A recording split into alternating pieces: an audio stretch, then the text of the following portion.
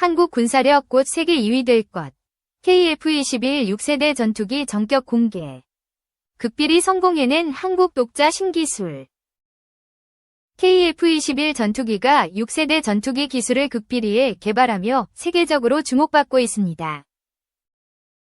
현재 대한민국은 KF-21 전투기의 실전 배치를 위한 기체 조립을 진행하고 있으며 이에 대한 다양한 논의가 이어지고 있습니다. 특히 KF-21이 완전한 스텔스 성능을 갖추고 있지 않다는 일부 주장에 대해 논란이 발생하고 있습니다. KF-21은 블록 1에서는 세미 스텔스 형태로 운영되지만 블록 2부터는 완전한 스텔스 전투기로 개량될 예정입니다.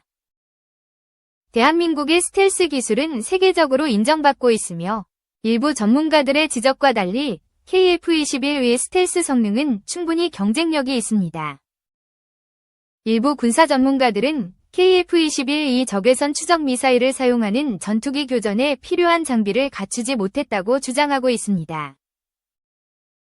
그러나 이는 블록 1 기준이며 블록 2 이후부터는 MWS, 미사일 경보 시스템과 DIRCM, 방향성 적외선 대응 시스템이 탑재될 예정입니다. 더욱이 KF-21 블록 3에서는 내부 무장창을 포함한 완전한 스텔스 기체로 업그레이드되어 중국 제-20과도 경쟁할 수 있는 성능을 갖출 전망입니다. 특히 대한민국은 이미 DIRCM 시스템을 개발 완료했으며 이를 전투기에 탑재하기 위한 테스트를 진행 중입니다. 이 기술이 완성되면 대한민국 공군의 전력은 한층 더 강화될 것으로 보입니다. 현재 세계 최강의 전투기는 여전히 F-22 랩터로 평가받고 있으며 뛰어난 기동성과 무장 탑재량을 자랑합니다. 그러나 높은 유지 비용과 운영 부담으로 인해 실질적으로 가장 많이 운용되는 5세대 전투기는 F-35입니다.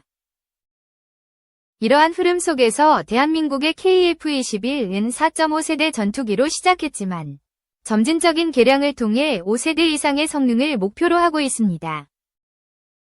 또한 대한민국은 6세대 전투기 개발을 위한 기초 기술을 확보하며 독자적인 항공 기술력을 강화하고 있습니다. 특히 스텔스 도료, 복합 소재, AI 기반 무인 전투 기술 등의 연구가 활발하게 진행되고 있으며 KF-21이 이러한 신기술을 적용하는 기반이 될 것으로 보입니다.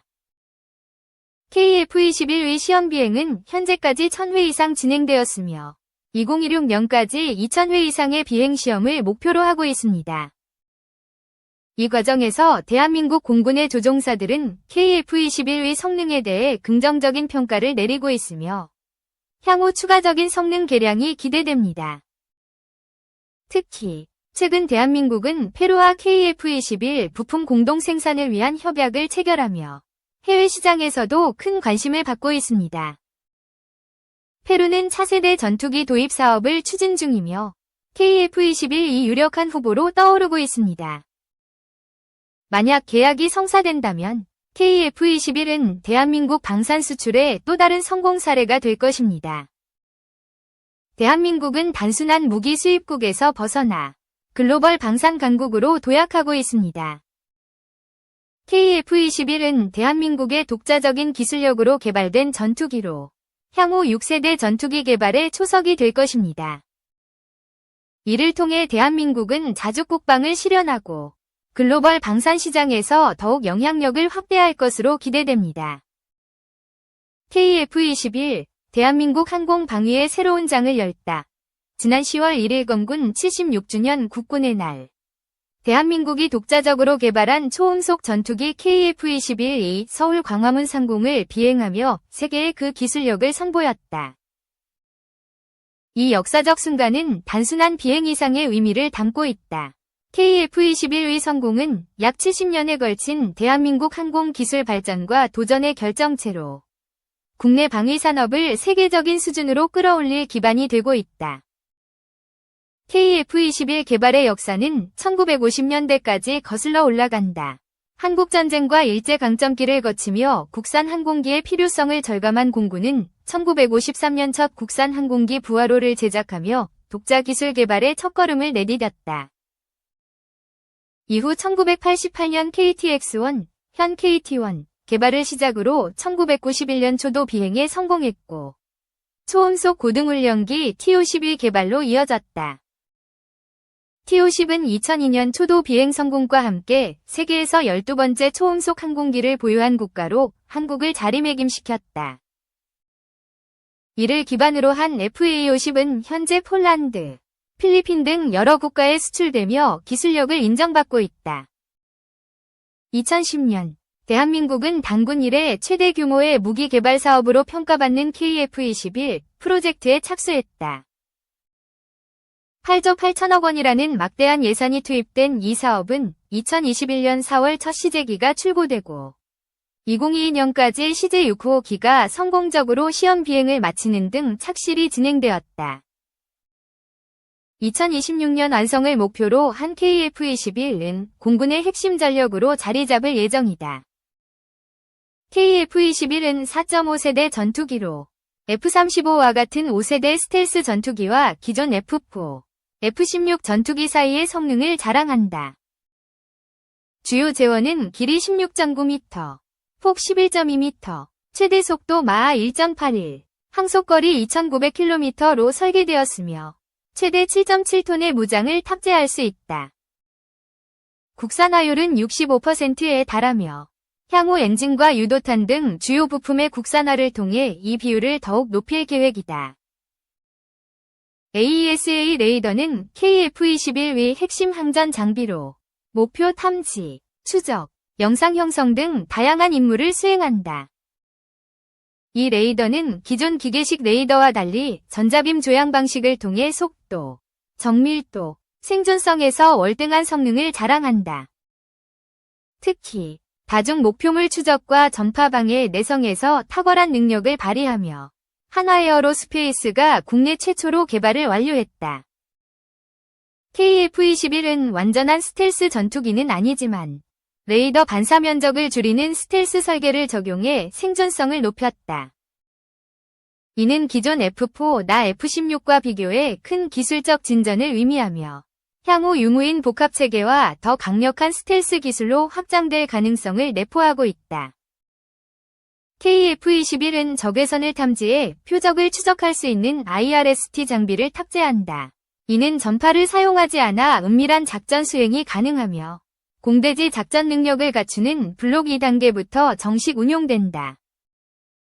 APU는 항공기의 메인 엔진이 가동되지 않을 때 전력 공급과 공기 압축을 담당하며 한화에어로스페이스가 독자 개발한 장치다. 이는 KF-21의 효율성과 생존성을 한층 더 강화하는 요소로 2028년까지 추진, 연료 개통 등의 핵심 부품 공급이 예정되어 있다. KF-21은 인도네시아와의 공동 개발을 통해 국제적 협력의 가치를 보여주었다. 개발 비용의 20%를 분담한 인도네시아는 기술 이전과 공동 생산을 통해 방산 협력을 강화하고 있다.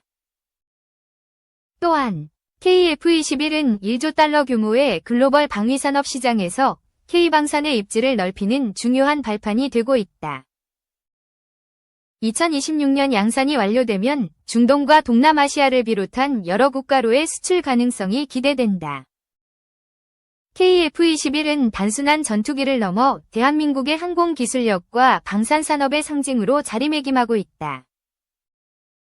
약 70년에 걸친 헌신과 도전 끝에 탄생한 KF-21은 국내 자주 국방의 핵심 전력이자 세계 방위산업 시장에서 K방산의 경쟁력을 강화하는 중요한 이정표가 될 것이다.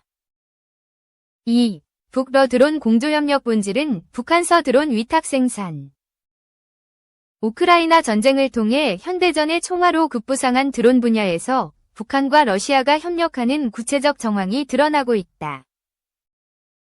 17일 자유아시아 방송에 따르면 지난주 일본 NHK는 북러 관계의 정통한 복수의 소식통을 인용해 북한과 러시아가 무인기 관련 분야 기술 협력을 시작했다고 보도했다. 이어 양측은 무인기 공동 개발을 거의 마무리했고 올해부터 양산에 들어갈 것으로 전망했다. 북한과 러시아의 군사 협력이 심화하면서 한국과 미국 등 서방 세계는 러시아가 북한의 파병 대가로 첨단 군사 기술을 전수해 줄 수 있다고 우려하는 바 이것이 현실화되고 있다는 얘기다. 해당 보도에 따르면 북한과 러시아 양측이 어떤 유형의 무인기를 개발하고 양산할지에 관한 군사과학기술 협력을 천명한 것이 2023년이다. 이후 북한에서 러시아 드론과 유사한 낸식과 하롬 유형의 자폭 드론 모델이 등장해 시험평가가 진행을 공개한 것이 2024년 8월 여름이다. 올해부터 양산에 들어간다는 드론은 이때 북한이 공개한 동일 모델일 가능성이 높은 것으로 알려졌다. 러시아군이 가장 많이 사용하고 있는 자폭 드론 중 하나인 낸싯은 AK 소총으로 유명한 총기회사 칼라시니코프 그룹의 자회사가 만든 배회탄약이다.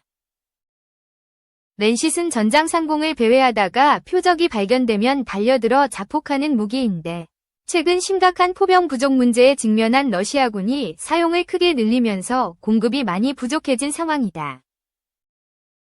하롭 유형의 드론은 아직 러시아군에서는 식별되지 않았는데 낸싯보다 날개 면적이 크기 때문에 채공 시간 면에서는 낸싯보다 더 유리할 것으로 보인다. 러시아가 기술을 협력해 북한과 공동 생산한다는 드론은 바로 이들 모델들일 가능성이 높은 것으로 전해졌다. 이란이 샤히드-136이라는 명칭으로 러시아에 약 2,500대 이상 판매했고 러시아가 복제해 계란 -1라는 이름으로 생산 중인 장거리 타격용 모델도 북한에서 생산될 가능성이 있는 것을 전문가들은 관측했다. 전문가들은 북한이 1980년대 후반 무인기 분야 개발에 착수해 중국의 수출용 무인기 디포라는 모델을 가져와 복제, 방현 1형, 방현 2형을 제작 대공 사격 훈련 표적으로 썼다. 또 구소련이 시리아에 수출한 VR-3를 밀수해 역설계하는 방식으로 기술을 습득하고 미국제 MQM-107D 무인기도 입수, 복제해 자폭형 무인 타격기를 만든 경험과 노하우를 축적했다고 분석했다. 이번에 북한이 러시아로부터 기술을 넘겨받았을 것으로 추정되는 드론의 용도를 가르는 가장 큰 차이는 자율 비행 능력과 항법 시스템이다. 일반인들이 취미용 또는 산업용으로 사용하는 드론들은 대부분 가시거리 내에서 무선으로 조작하는 방식이다. 하지만 군사용 드론의 경우 가시거리 밖의 수 KM에서 1000km 넘게 날아갈 수 있는 능력이 요구되기 때문에 자율 비행 능력을 갖춰야 한다. 또 드론이 스스로 비행하기 위해서는 관성항법 장치, 위성항법 장치, 원격으로 제어되는 전자광학 장치 등 여러 장치들을 이용해 자신의 위치와 표적 위치, 비행 속도와 비행 경과 시간,